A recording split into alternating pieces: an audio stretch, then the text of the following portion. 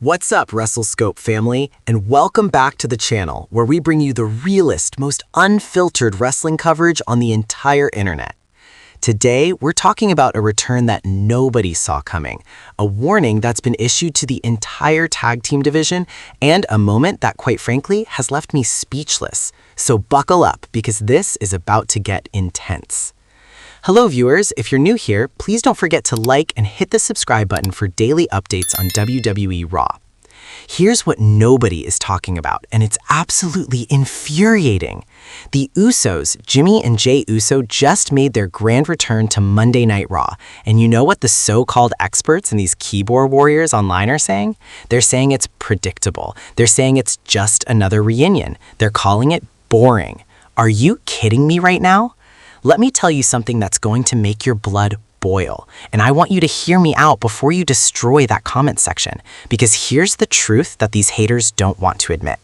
The tag team division in WWE has been dead, absolutely lifeless, and you know what? WWE knew it. They knew they needed to do something drastic. They knew that nobody, and I mean nobody, cared about these so-called top tag teams running around Raw and SmackDown like they actually mattered. And here's where it gets even more infuriating. For months, no, actually, let's be real, for over a year, we've watched the tag team division get disrespected, thrown to the side, treated like an afterthought. Teams breaking up left and right, champions who couldn't draw a dime, and matches that made us want to change the channel faster than Goldberg's entrance. But now that the Usos are back, suddenly everyone's got an opinion? Suddenly everyone's a critic? Please. Drop a comment right now if you think the tag team division needed this wake-up call, or if you're one of those people who thinks I'm overreacting. Go ahead, I dare you. The return that shook the foundation. Let me paint you a picture of what went down on Raw, because if you missed it, you missed history in the making. The show was cruising along, we had just witnessed another forgettable tag team match, and I'm not even going to name the teams involved because honestly, it doesn't matter.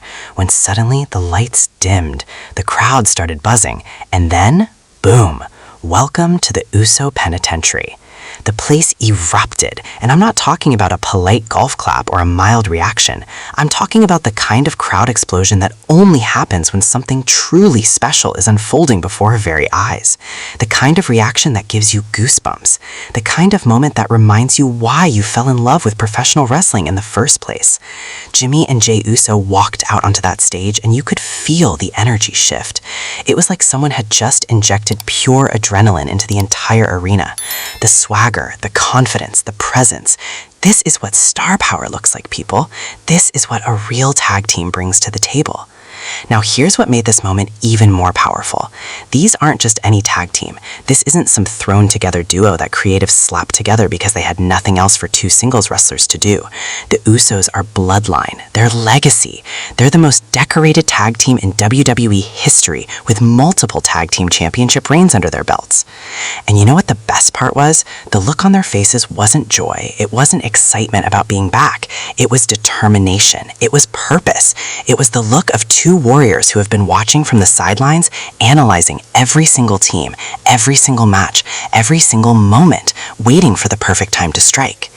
But here's where things got really interesting, and this is where I need you to pay close attention because this detail is crucial. The warning heard around the world. Jimmy grabbed that microphone like his life depended on it, and what he said next sent shockwaves, not just that arena, but through every locker room, every tag team, and every wrestling fan watching around the world. He said, "We've been watching, we've been waiting, and what we've seen has been absolutely pathetic." Can you believe that? The audacity, the confidence, and you know what? He was absolutely right. Jey stepped up next, and with that intensity that only he can bring, he delivered a message that should have every tag team in WWE shaking in their boots.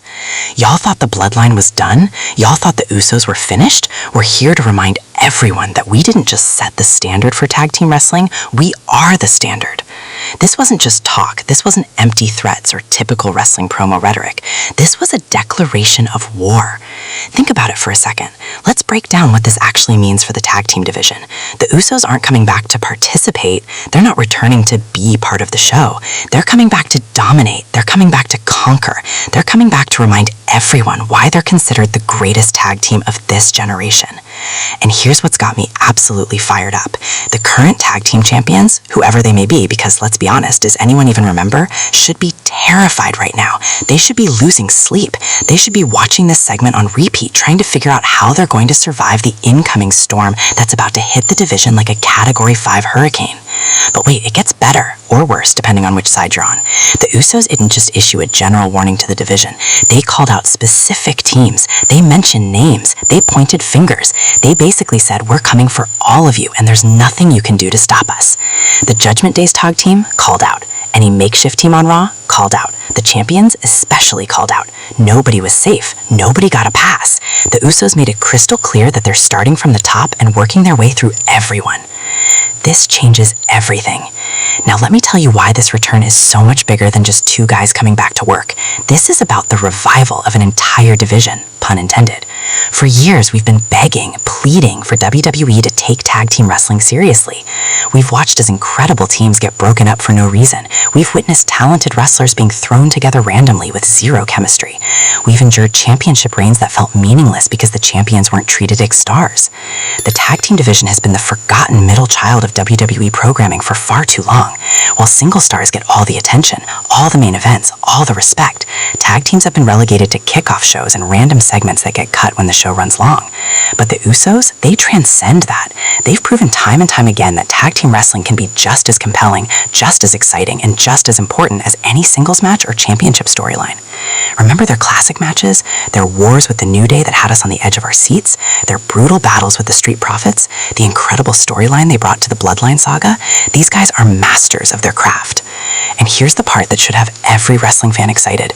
With the Usos back, other teams are going to have to step up their game. You can't be mediocre when you're sharing a locker room with the Usos. You can't half-ass your promos when the Usos are cutting masterclasses every week.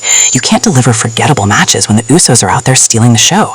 This is going to force everyone to elevate. This is going to push the entire division to new heights. This is going to remind WWE management, creative, and fans alike why tag team wrestling matters. But here's where my concern comes in, and I need to address this because it's important. Will WWE actually follow through? Will they give this the attention it deserves? Or are we going to see the Usos back for a few weeks, maybe a short championship run, and then they'll be shuffled back down the card while single stars hog all the spotlight?